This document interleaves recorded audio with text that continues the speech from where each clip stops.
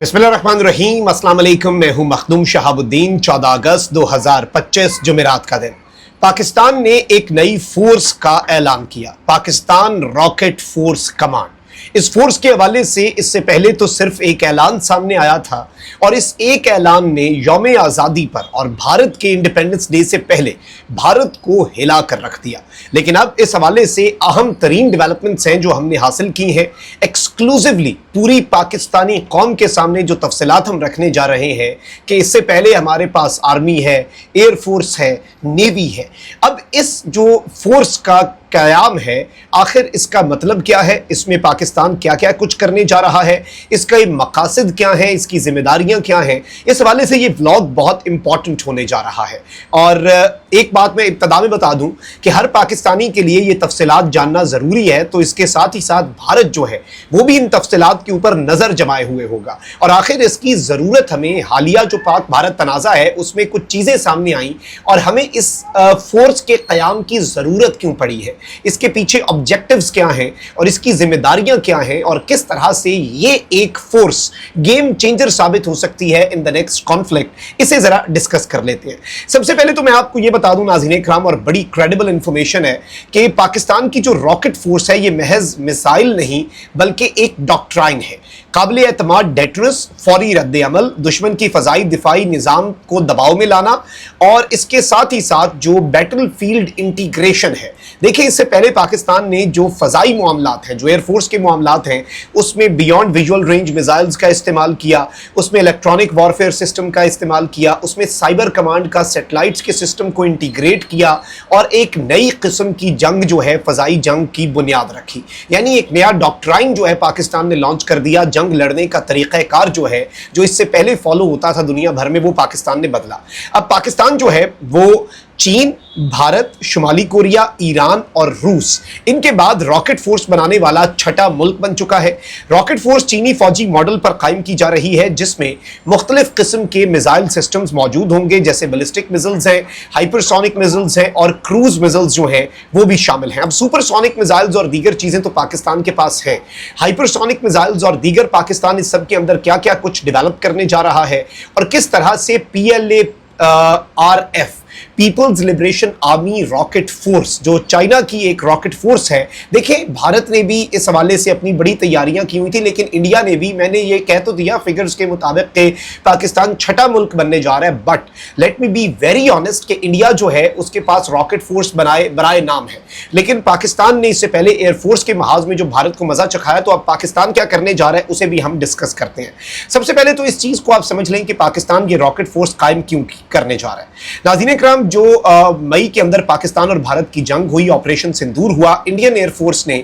पाकिस्तान की सरजमीन के अंदर कुछ स्ट्राइक्स जो हैं वो लॉन्च की। पाकिस्तान एयरफोर्स जो है उसने डिटेक्ट कर लिया जो इनकमिंग स्ट्राइक पैकेज था, जो इनकमिंग मिसाइल्स थे उन्हें हमने पहले डिटेक्ट किया, फिर एक रिस्पॉन्ड किया काउंटर ऑपरेशन से, जिसमें 6 भारतीय तैयारे जो हैं वो गिर गए और भारत के हमले भी नाकाम बनाए, भारत को अपना भारी नुकसान भी उठाना पड़ा और राफेल तक गिर गए। अब जब पाकिस्तान और भारत की जंग खत्म हुई, तो जब एंगेजमेंट खत्म होती है ना दो मुल्कों की, तो उसके बाद आप बैठते हैं सर जोड़ के, आप पोस्ट एंगेजमेंट एनालिसिस करते हैं। तो पाकिस्तान के जो अरबाब इख्तियार है वो बैठे और पोस्ट एंगेजमेंट एनालिसिस ने नाज़रीन इकराम इस हवाले से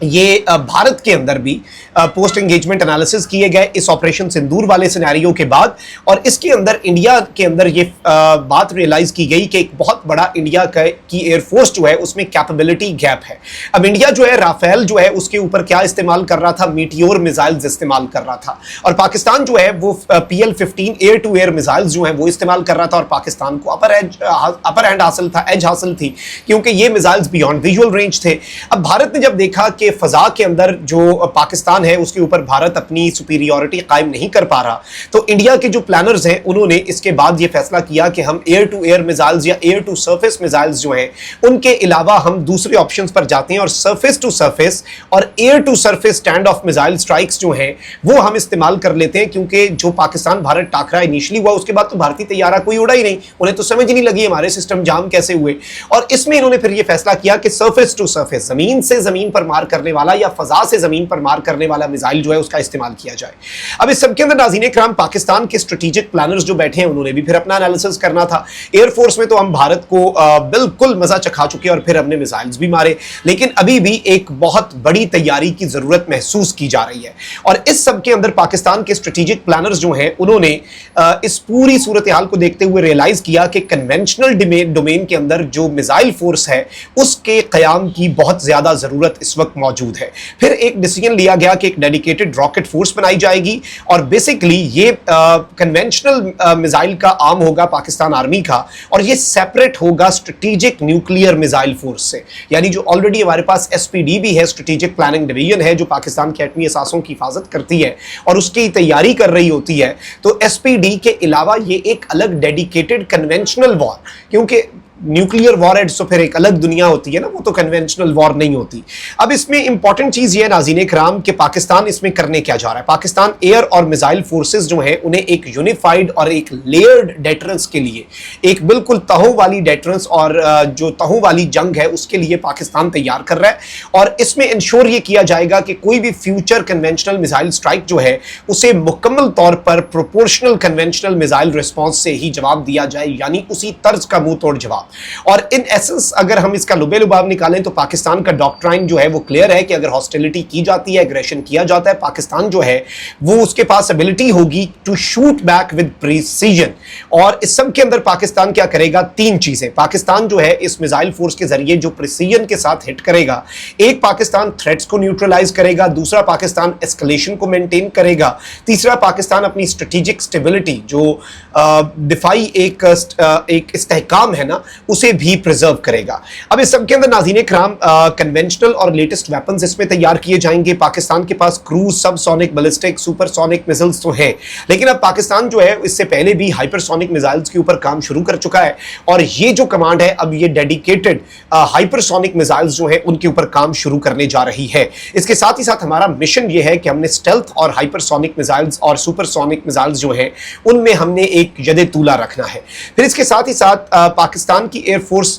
کمانڈ جو ہے یہ انڈیپینڈنٹ ہوگی اور اس کی آپریشنل کیپیبلٹی ہوگی, یعنی کہ یہ اپنے ٹارگٹس کو آئیڈینٹیفائی کر کے پہلے سے رکھے گی, اس ٹارگٹس کو اڑانے کے لیے ہر وقت ہمہ وقت تیار ہوگی, اور یہ میزائلز اور راکٹس تیار کرے گی, اور ہر وقت یہ اسی طاق میں لگی رہے گی راکٹ کمانڈ کہ ہم نے اپنی کیپیبلٹی کیسے بڑھانی ہے. پاکستان ایئر فورس نے اپنا کام کر دیا تھا اور پوری دنیا نے اس کام کو تسلیم بھی کیا, beyond visual range, electronic warfare, satellite integration system, cyber command. لیکن اب پی ایف کے علاوہ جتنی باقی پاکستان کی فورسز ہیں ان کے لیے بھی ضروری ہے کہ وہ ماڈرن ٹیکنیکس اور ماڈرن ٹیکٹکس اور ٹیکنالوجیز جو ہیں ان کے ساتھ اپنے آپ کو ہم آہنگ کریں, اور ارجنٹ آنسر جو ہے وہ ہر ڈومین میں انیمی کو دیا جا سکے. اور اس میں پاکستان جو ہے وہ بالکل PLA-RF Peoples liberation army rocket force کا جو ماڈل ہے اسے ریپلیکیٹ کرنے جا رہا ہے, اور اس میں پاکستان لوکلی اپنے میزائلز اور راکٹس جو ہیں وہ تیار کرے گا. اس میں پھر پاکستان کے ساتھ کولیبریشن اس راکٹ فورس کمانڈ کی بہت زیادہ ہوگی, اور ایک اور اس کا ایجنڈا ہوگا کہ ہم نے سٹاک پائلنگ کرنی ہے.